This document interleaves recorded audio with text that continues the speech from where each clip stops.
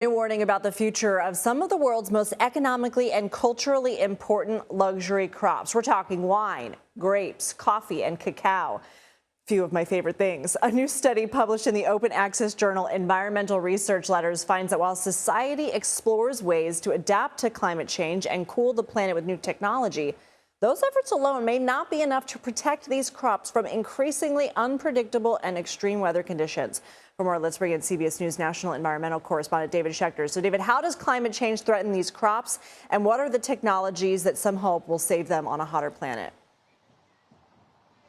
So, Lindsay, I know these are your favorite things, coffee and wine and cocoa, and they're very susceptible to changes in temperature, in humidity, and rainfall. So as the climate changes, a lot of those things also change, and that can impact yield. And in fact, the yields have been very unpredictable for a lot of these crops over the last decades or so. So these scientists in this study looked at the most popular adaptation to cool the planet down. And it sounds kind of crazy, but it's shooting particles into the atmosphere that kind of act similar to volcanic dust, and they create shade and cool the planet down.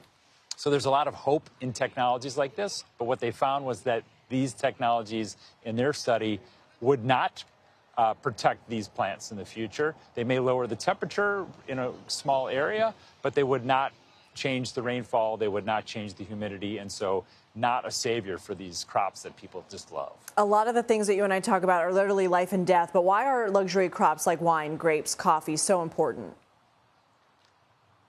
I mean, obviously because we love them, but also because they support a lot of farmers around the world. Tens of millions of farmers depend on these crops.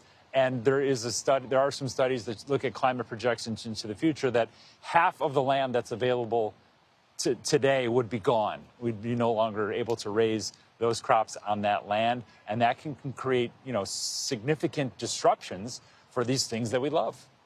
David Schechter, always good to see you. Thank you.